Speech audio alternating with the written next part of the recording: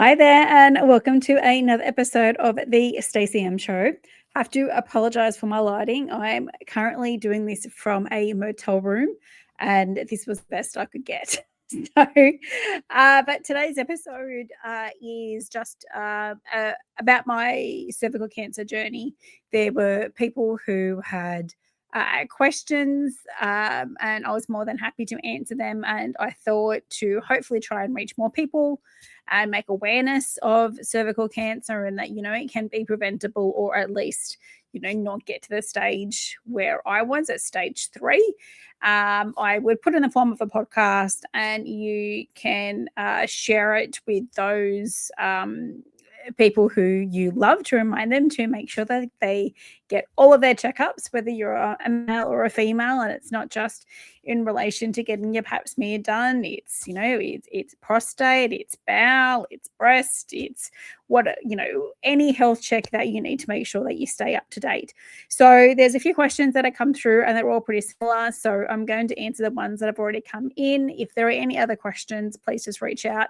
As I said, there has been no filter. I don't want there to be a filter. I didn't want to glamorize, I suppose, cancer. I was told the other week that I was faking my cancer diagnosis. I can guarantee you that I've got better things to do than to fake a cancer diagnosis. No, I very much was diagnosed with stage 3 end of November, start of December. And another one was that I was faking my side effects. No, haven't been faking any side effects. Anything that I've had, I've shared them.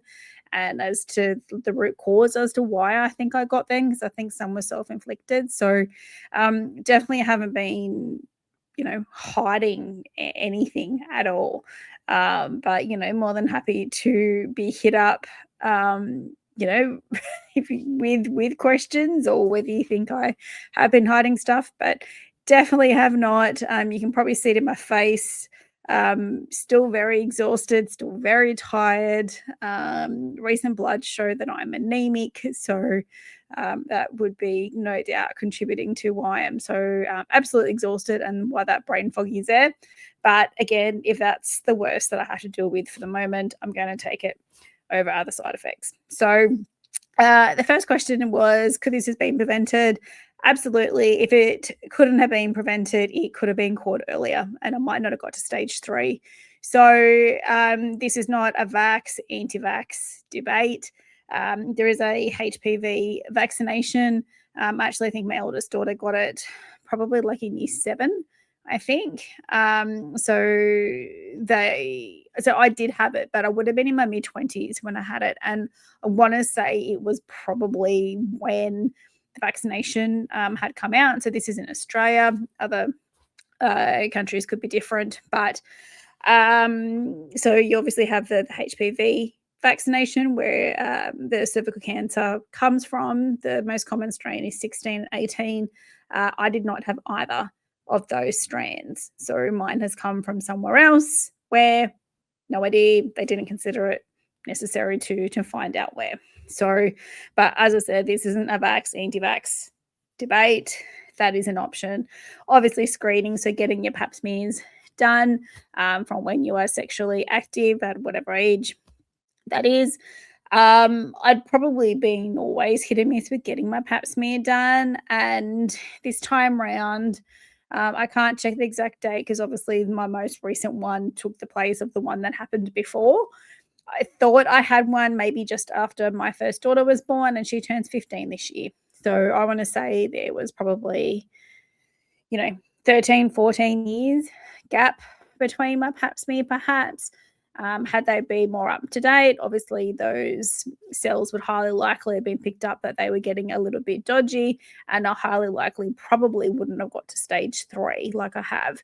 So definitely preventable, or if not preventable, definitely didn't have to escalate to stage 3. And I have no valid reason for not getting a pap smear other than I probably didn't have the time, or I didn't think I had the time. I didn't want that. awkwardness and that discomfort for 5 to 10 minutes, like literally no valid reason. So, the amount of awkwardness and discomfort that I've had in the past few months has definitely outweighed, the 5 or 10 minute pap smear. So, yeah, so definitely do recommend you stay up to date with your pap smears. In Australia, it's every 5 years unless you are deemed high risk, and then it's more regular than that. My understanding is that cervical cancer or squamous cell is slow growing. So I probably have had this in my system for 10 years, but I didn't have any symptoms until late last year or towards the last quarter of last year. So it could definitely be growing inside you and you don't know it. So please definitely make sure that you get checked out.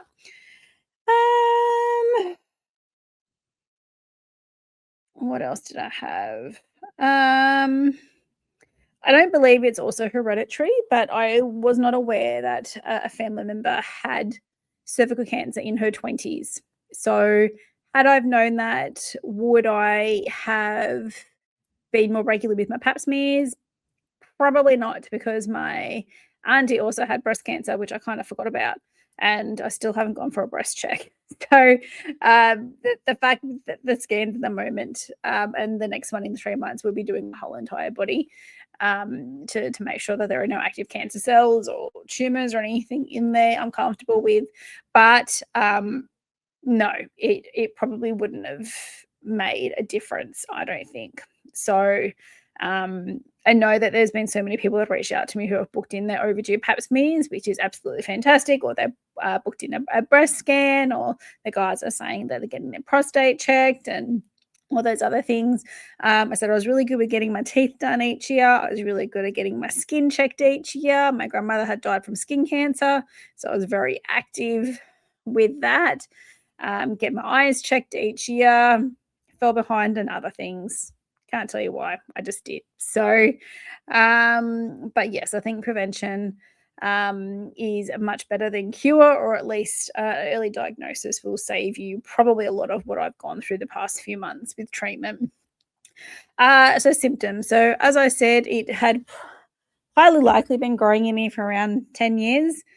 There was definitely nothing picked up when I went to have my second child in 2013, but she was also born by a Caesar. So I don't know whether something would have been picked up by then.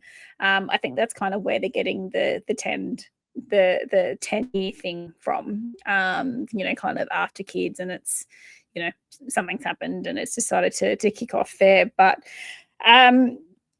the only symptom that I had was discharge. So I thought my bladder was failing. I knew it wasn't like urine coming out. It wasn't smelly. It wasn't the consistency, but there was something happening. And I'm like, maybe it's a UTI. So I waited a couple of weeks and went, yeah, okay, this probably isn't normal. I tried to utilize online doctors because I didn't think it was anything serious, and kind of exhausted with all of them. They're like, you've got diabetes. I'm like, I don't have diabetes. I'm like, yeah, you do. I'm like, no, I don't. They were basing that just off the discharge. I knew what my blood sugar was. I check my blood sugar levels. I have the ability to do that at home. So I knew it wasn't diabetes. And they're like, look, you're wrong, but if you're going to be like that, you have to go to a physical doctor now. So I did that. I'm like, I can tell you, I don't have diabetes. My blood sugar level is very normal, but there's obviously something happening. And of course, I had a pap smear done, and the doctor was like, look, it's not meant to be looking like this. I have a very good relationship with my doctor, so most doctors probably wouldn't say what had happened. But yes, I've seen worse, but this should be looking better than this. It's very red, it's bleeding, it's very inflamed. There's definitely something up. When I had the pap smear, I felt incredibly unwell and it hurt like a lot. So getting a pap smear done usually doesn't necessarily hurt, it just is uncomfortable. But this actually made me feel very nauseous, and there was like blood everywhere. I felt very unwell and it hurt a lot. So that obviously got sent away. I'm sitting in the car afterwards, wondering if I'm going to vomit. That's what it was like. I felt horrid, and the pap smear was done on Saturday morning, and I felt really unwell all weekend. And I think going into Monday as well, I had from memory like pains in like my stomach and my pelvis area. I felt very nauseous. Just felt absolutely horrid. And then I came good a little bit and went to Sydney on the Tuesday or Wednesday, I think it was, because I think it was Tuesday, because we had to go down there for a trade show. And it was halfway through Thursday. I got the call saying the doctor wants you to come and see him. I'm like, I'm in Sydney. It's obviously come back or something. You got to tell me on the phone. I'm not waiting type thing. I heard ovarian cancer, which doesn't make sense from a pap smear, but obviously I was just very overwhelmed with everything. It was clearly cervical cancer. And, I think I've done some videos on the rest from there. If I haven't released them yet, they will be coming released. But so that was my symptom. It was just thinking that my bladder had failed. So there was just discharge. I didn't have anything else. So, as each test came back, so I was diagnosed as stage 1, then I went to stage 2, and there's stages within the stages as well. So I can't remember what stage in stage 1 I was. I can't remember what stage in stage 2 I was either, but then I got upgraded to stage 3, which was 3C1, and I've just forgotten it because this is what it's like. 3C1, maybe that's it. That's really bad. Having moments and a brain fog and what they call chemo brain, which I think is worse than baby brain. Moments happen a lot. So maybe C31, I think, was my stage within my stage. But it wasn't that it had grown within those times. It was just that the different tests that were coming back were more advanced to detect where it was. And I think it was the last PET scan and the MRI that really showed the size of it and what stage it was as well. But that was my symptom. When my last pap smear was, I'd already jumped the gun and said that. I think it was probably well around that 13, 14, 15-year mark. I said I think I had one just after my eldest was born. I think that's only because I wasn't expecting to have one done. It was one of the checkups post having her, I think. I can't quite remember that far back, but yeah, so it was definitely overdue. So regular pap smears would have picked this up. So how long before, like in between pap smears was probably no different. I definitely don't think I was kind of every 5 years. I had not had a dodgy pap smear before. If I had, then that probably would have made me more aware, but no pap smear prior showed any signs of anything either. So what happens after diagnosis? So I think I've done videos on this as well, so they might not have all came out, but I know that definitely some have been released.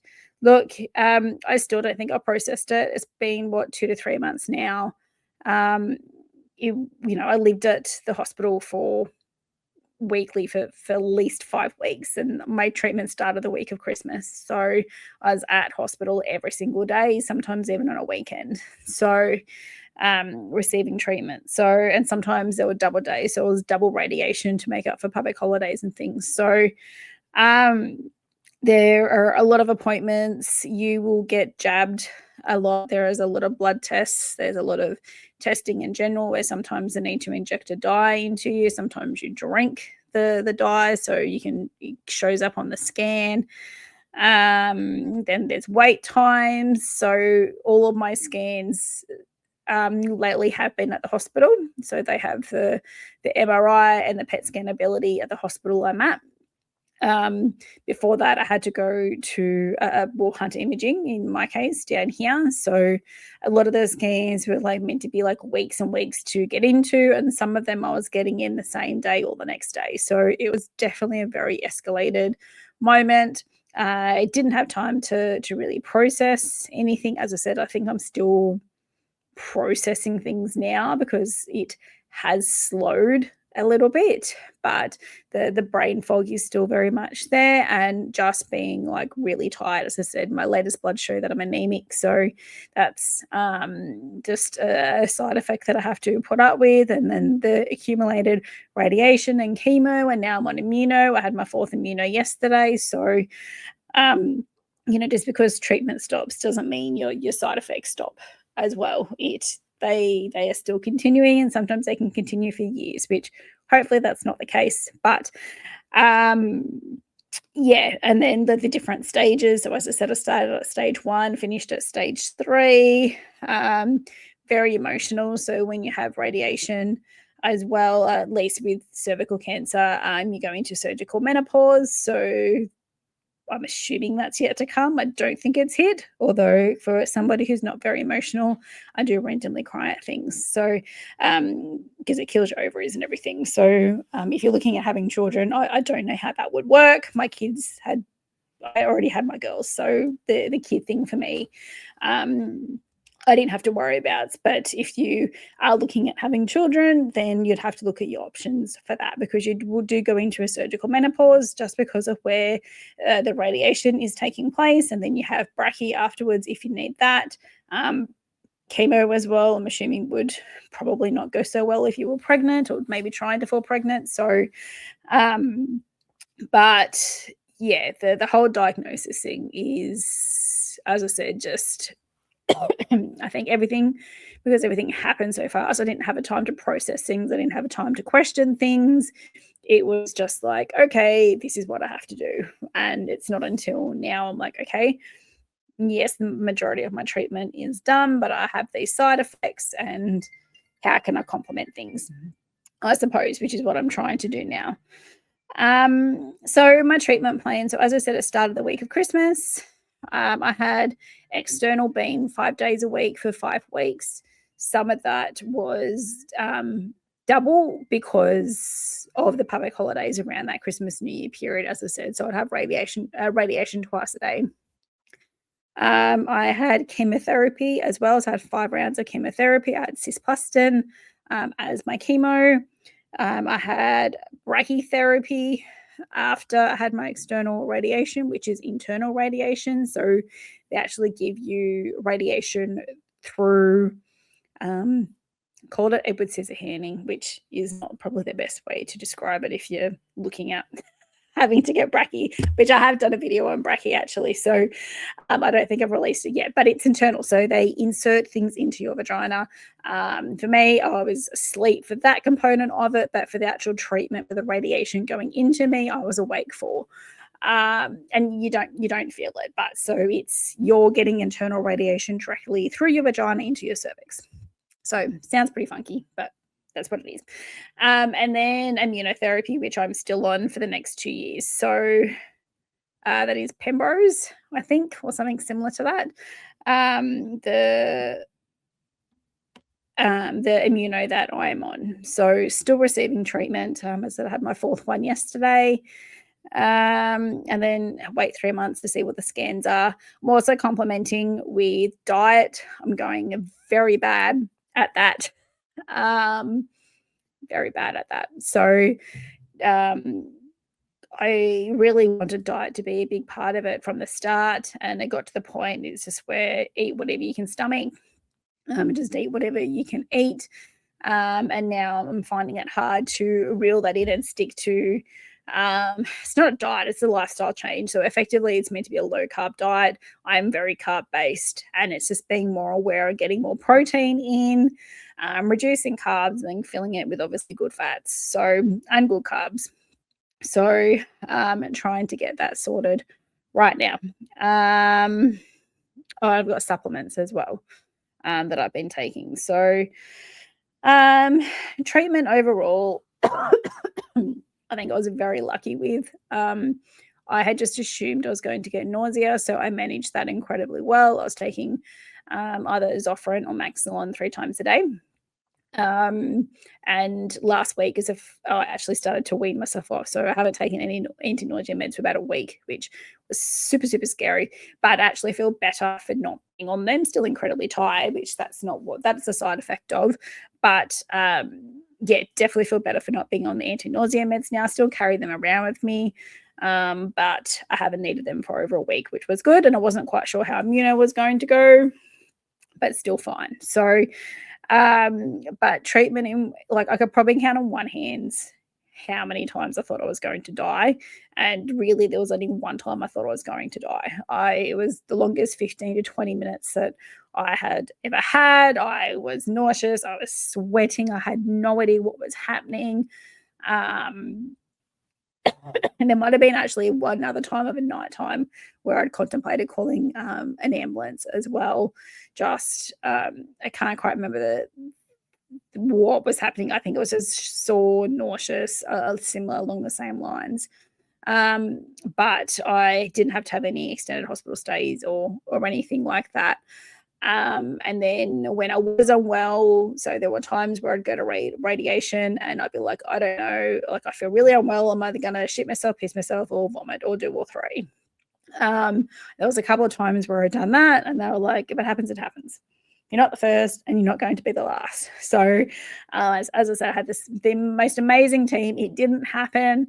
But I was just very honest with them that I feel absolutely horrid and I'm not quite sure if I'm going to make treatment. There was one time I was driving myself and I was very close to turning the car back around and not doing it because I felt really horrid as well.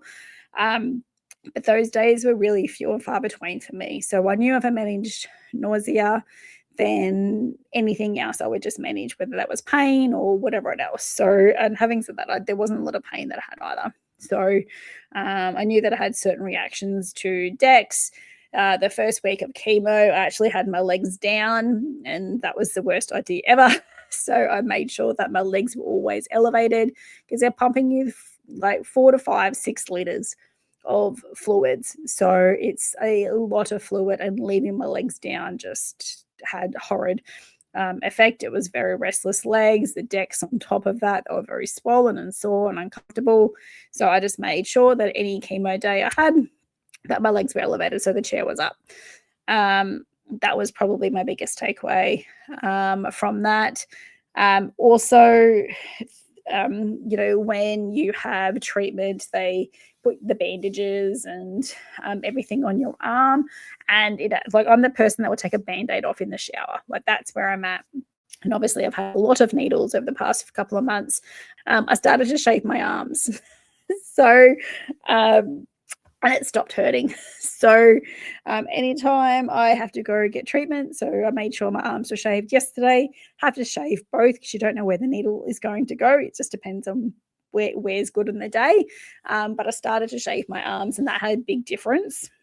Like, it didn't even hurt with them taking the cannula out and, all of the packing and stuff, like all the tape and bandages and stuff that they put on you. So if you're a bit of a wuss like me, shave your arms for treatment. It makes a very big difference when they taking stuff off you at the end.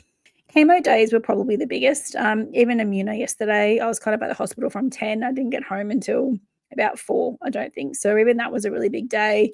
The time you see the oncologist, and then you're waiting, and then they have to make the treatment up, and then you're waiting for a chair, and they see up to 60 people a day. So it's not like you're the only person in the room. So even immuno days are quite long. But, we would, yesterday was the first day I didn't have anyone with me. I was very proud of myself. I just had to get a needle on my own, which I did. But, we would take food, we would take cards, we would download things from Netflix and watch that. I'd get up and make a cup of tea.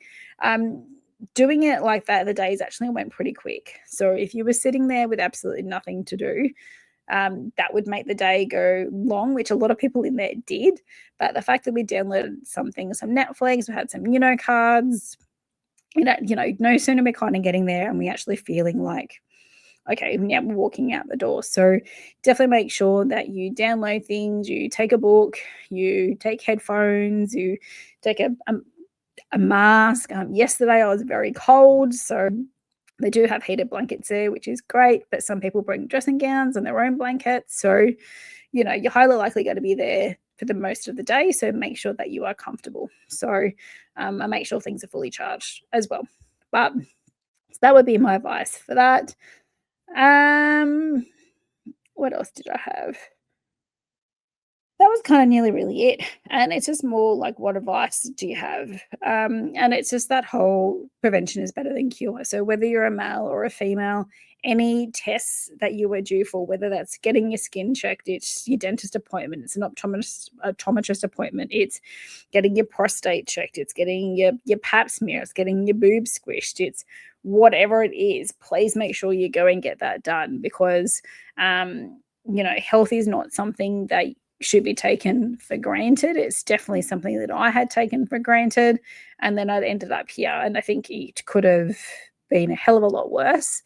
But, the past 2 months have definitely had an impact on my girls and the family. And, whilst I don't do the whole this has happened for a reason thing, I don't quite like the wording of that, but it has made me realize that I can't not prioritize my health and let it have a backseat ever again because I definitely had let my health just I took it for granted. So I didn't think that, I didn't think that I was like invincible or anything like that, but I definitely just was not up to date with a lot of the checkups that I should have been getting, especially at the age of 43. Like I should have been more onto things and I just wasn't. And I know I'm not the only one because so many people have reached out saying, oh my gosh, I didn't realize like time had just gotten away. I thought I was up to date, but I wasn't. And now booked in for my pap smear or my breast check or whatever it might be. So please just make sure you're up to date. Please get on people's backs if they haven't done things. I know there's so many people around me that have already booked in and got their scans done, which is amazing.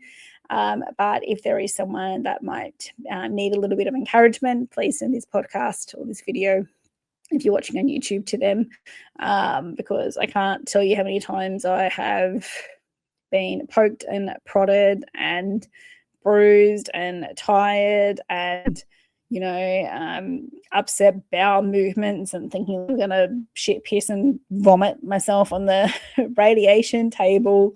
The things that I've missed out on because white blood cell count takes a really big hit, so you kind of don't want to go anywhere. You can't afford to get sick because we're highly susceptible to getting septic. Like there's if you start to read all the side effects of everything, it's absolutely like horrendous. So blood clots, kidney issues, like there's so many different things. So please don't learn the hard way that I did. Please make sure you go and get checked so you're all up to date for peace of mind. But hopefully that answers some of your questions. If you have more, please just reach out and I'll just do another episode. But yeah, I'm slowly getting to it. I overdid it last week, so I've had to pull back the reins a little bit again. So definitely not working at capacity. And I would think that it's going to take a little while for me to get back to where I was, if I will at all. I think I was probably too, I think it was probably too hectic for me. Really, I shouldn't have been working what I was working and everything. So probably won't be getting back to what I was, but I should be probably getting back to what I should be doing, which is working less and looking after myself a little bit more. But thank you, everybody, for your patience, and I will catch you next episode. Take care.